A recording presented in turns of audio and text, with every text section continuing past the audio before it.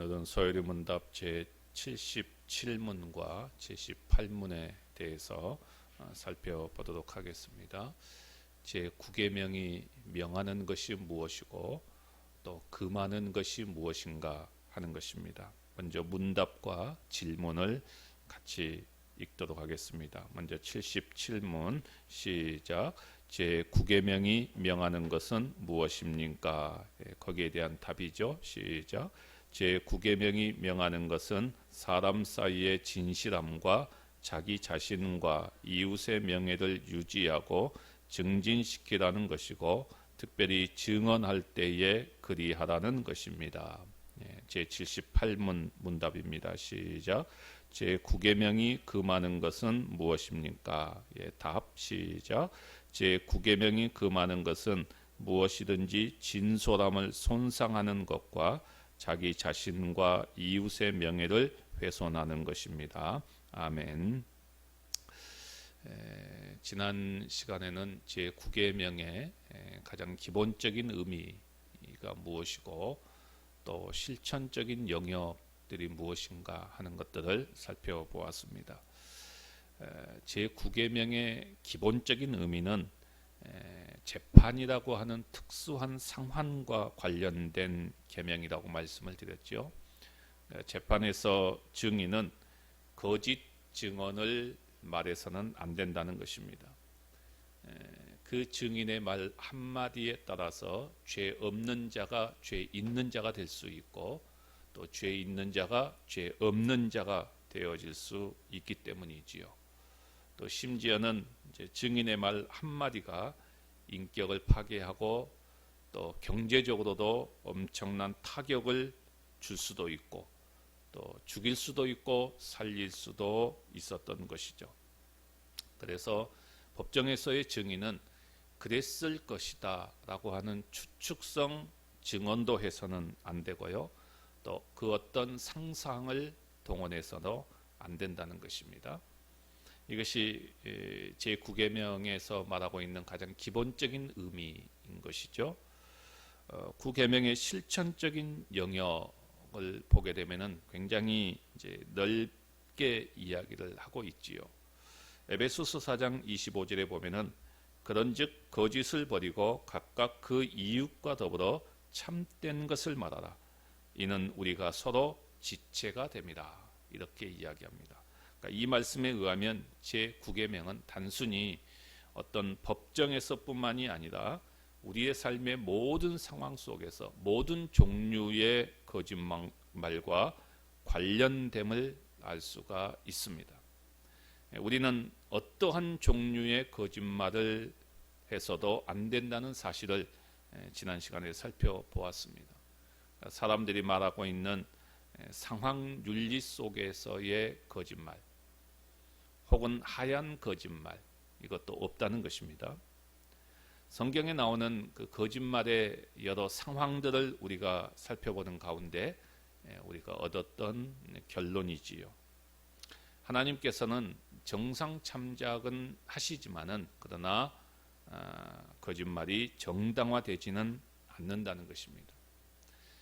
만약에 생명의 보존을 위해서 거짓말을 하는 것이 옳다라고 한다면 실제적으로 과연 어떻게 될 것인가 라고 하는 전체적인 틀 안에서 우리는 생각해 보아야 한다는 것입니다.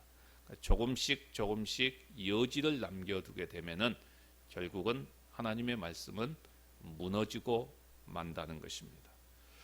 자, 오늘은 이 거짓 증거하지 말라라고 하는 이 계명이 명하는 것과 금하는 것이 무엇인가 하는 것들을 좀 함께 생각해 보고자 합니다. 이 전체적인 내용들을 통합해서 살피면은 우리는 한 3가지 정도로 좀 정리를 해볼 수가 있습니다. 먼저 첫 번째는 사람이 서로 간에 진실을 말할 것을 요구하고 있습니다. 사람 간에 서로 간에 진실을 말할 것을 요구하고 있다는 것입니다. 그러니까 제9계명이 명하는 것은 사람 사이의 진실함을 요구합니다. 금하는 것도 보게 되면은 무엇이든지 진솔함을 손상하는 것을 금한다 이렇게 말하고 있지요. 그러니까 사람과 사람 사이에 진실함을 요구하고 있습니다. 한마디로 말하면 진실한 삶을 요구하고 있다는 것입니다. 우리 사회는 이득을 얻기 위해서 거짓말을 자연스럽게 합니다. 또한 자신이 불리한 상황에 처하게 되면은 거짓말을 서슴없이 쉽게 하지요. 그러니까 이것이 인간의 약함이고 인간의 어쩔 수 없는 연약함입니다.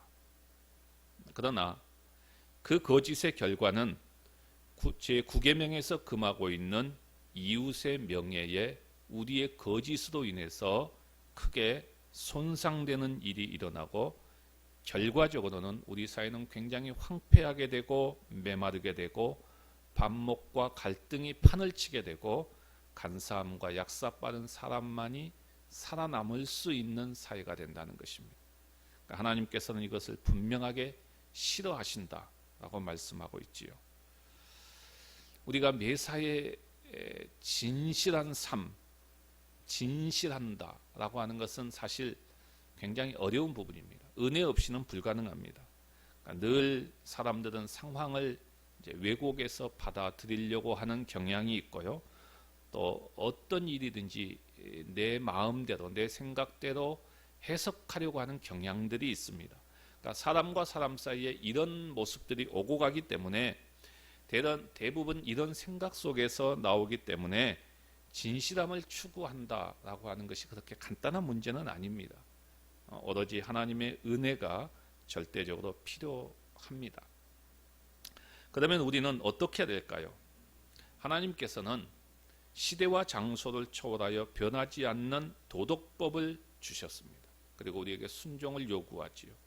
그래서 우리는 항상 어디서든지 이웃과의 관계에서 진실을 말해야만 합니다. 우리는 그래야 되는 존재이죠. 하나님은 우리의 연약함을 다 알고 계십니다. 그럼에도 불구하고 우리에게 요구하십니다. 내가 도와줄 테니 그렇게 해봐라. 이렇게 말씀하시죠. 하나님의 법이기 때문에 우리는 힘들어도 그렇게 해야 된다는 것입니다. 우리가 한번 좀 상상을 해본다면 이런 상상을 해볼 수가 있습니다. 우리 안에 진실이 다 사라져 버린다면 우리는 지옥의 존재들과 다를 바가 없을 것입니다. 우리 안중에는 하나님도 없고 이웃도 없을 것입니다. 오직 자기 자신만이 남고 자신이 왕으로 군림할 것입니다. 그래서 우리는 계속해서 누구에게도 부끄러움이 없는 진실한 삶을 살아갈 수 있도록 해야 된다는 것이죠. 그 다음에 두 번째로는 자기 자신의 명예를 유지하고 증진시켜야 된다. 이것을 요구하고 있습니다. 그러니까 우리가 자신의 명예를 얻기 위해서 과도하게 힘쓰는 것은 하나님이 기뻐하지 않지만은 하나님은 하나님의 자녀들의 선한 이름이 훼손되고 명예가 실추되는 것을 기뻐하지 않으신다는 것을 우리는 또한 분명히 알아야 됩니다. 자, 우리 성경 한 군데 한번 찾아보도록 하겠습니다. 베드로전서 3장 16절입니다. 베드로전서 3장 16절 말씀.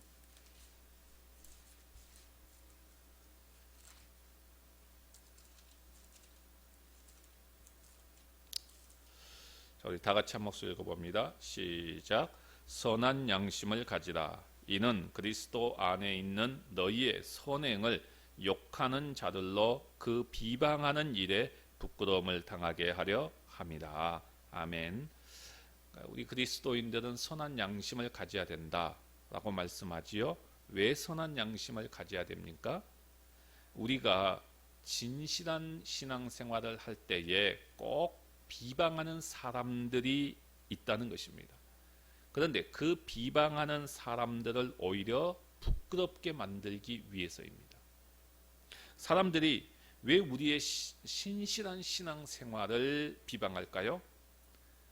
그것은 우리가 세상에 속하지 않았기 때문이다 라고 요한복음 17장 14절에서 말합니다. 그러니까 예수 그리스도를 믿는 사람들의 진실한 행위라도 그것을 다 좋게 보는 좋게만 생각하지 않는다는 것입니다. 이것이 세상이지요. 그런데 그리스도인들을 한참 욕하다가도 가만히 보니까 그리스도인들이 자기들보다 훨씬 더 선한 행실을 가지고 있더라는 것입니다. 그래서 그들이 오히려 부끄러움을 당하도록 선한 양심을 가지고 살라는 것입니다. 이렇게 해서 결국은 그리스도인들의 이름을 깨끗하게 보존하기를 원하고 그리스도인들이 이 세상에서 명예를 얻기를 원하시는 것입니다. 그리스도인들이 진실하게 살아서 그 이름이 세상에서 멸시를 받는다거나 욕을 먹는다거나 세상에서 무시를 당한다거나 더럽힘을 당하지 않기를 하나님이 원하신다는 것입니다. 그래서 그리스도인들 스스로 우리 그리스도인들이 각각의 자신의 명예를 잘 지켜가고 유지하고 그리고 증진시켜 가야 될 것을 우리에게 분명히 말씀하고 있습니다. 자, 또 한 군데 성경을 한번 찾아볼까요? 사도행전 25장입니다. 사도행전 25장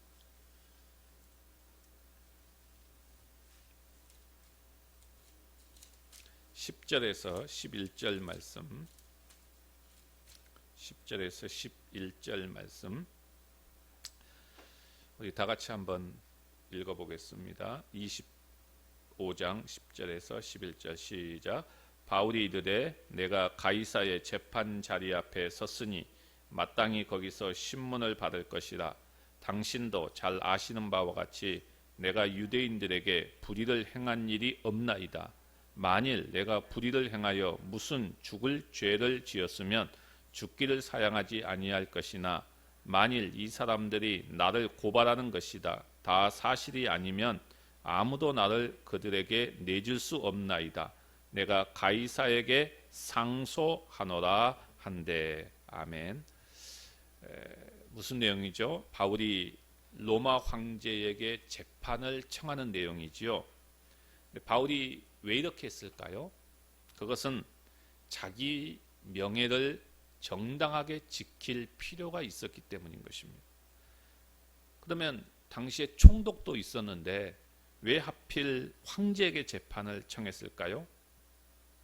물론 총독이 식민지 국가에서는 모든 권한을 다 쥐고 있었습니다. 재판도 했지요. 그런데 총독에게 재판을 청했을 때는 그 재판이 정당하게 재판이 이루어지지 않을 확률이 높다는 것이죠. 왜냐하면 총독은 정치인입니다. 그렇기 때문에 정당한 재판보다는 민심을 사는 쪽으로 판결을 내린다는 것입니다. 어디서 할 수 있지요? 예수님을 재판할 때 그랬지요. 총독이 옳고 그름을 보는 것이 아니라 민심의 흐름을 따라서 그가 결정을 하는 것을 보게 됩니다. 바울도 자신의 정당한 명예를 지키기 위해서 바울은 또 로마의 시민권을 가지고 있었기 때문에 정당한 재판을 받아서 자기 자신의 명예를 지키기 위해서 그는 황제에게 재판을 청했던 것입니다. 그러니까 자신의 명예를 지키기 위한 것, 그리스도인으로서 자신의 명예를 지키기 위한 것, 이것은 하나님 앞에서 잘못된 것이 아니라는 것이죠. 자기 명예를 지킨다는 것은 정당한 일이고 또 바람직한 일이라는 것입니다. 마지막 세 번째로는 다른 사람의 명예를 유지하고 증진시켜야 한다는 것입니다. 그러니까 자기의 명예를 지키는 것도 굉장히 중요하지만은 다른 사람의 명예도 지키고 증진시켜야 한다는 요구입니다. 그래서 어떤 사람이 옳은 줄을 알면 그 사람이 옳다고 말해야 합니다. 자, 성경의 예를 보게 되면 요한 3서 12절에 보면은 이런 말씀이 나옵니다. 더메드리오는 뭇사람에게도 진리에게서도 증거를 받았음에 우리도 증언하노니 너는 우리의 증언이 참된 줄을 아느니라. 무슨 말이죠? 요한 사도가 더메드리오라고 하는 이 사람의 명예를 지켜주고 그리고 그 사람의 명예를 지지해주고 있는 내용이라는 것이죠. 그러니까 다른 사람의 명예를 유지하고 증진시켜 주기 위해서는 공정한 판단을 마음으로 내려야지요. 이게 이제 좀 쉬운 문제는 아닙니다. 사람들은 이 사람 저 사람의 말에 쉽게 휩쓸릴 수 있지요. 그러니까 이렇게 쉽게 휩쓸리다 보면은 공정한 판단을 내릴 수가 없다는 것입니다. 공정한 판단을 내릴 수가 없으면 다른 사람의 명예를 지켜줄 수 없다는 것입니다.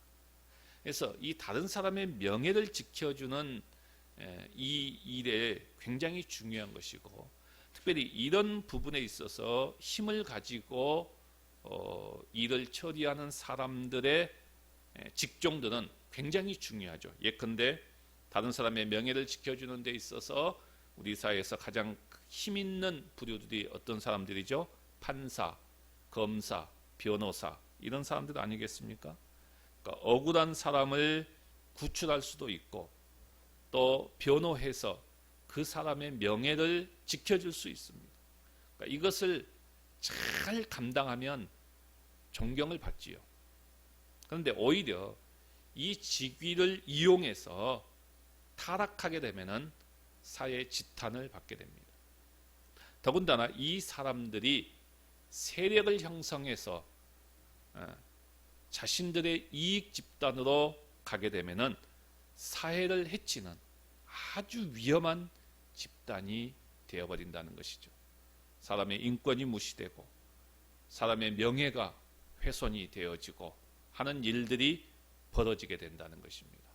그러니까 제9계명에서 우리에게 요구하는 것, 거짓 증거하지 말라라고 했을 때 이것이 우리에게 요구하는 것은 자신의 명예를 지키는 것도 굉장히 중요하고 필요합니다. 그리고 더 나아가서는 다른 사람의 명예를 지켜주는 것도 포함되어진다라는 것을 우리가 분명히 알아야 됩니다. 그래서 우리는 진실한 삶을 통해서 명예를 지키고 또 증진시켜가는 우리 모두가 되시기를 주님의 이름으로 간절히 바랍니다.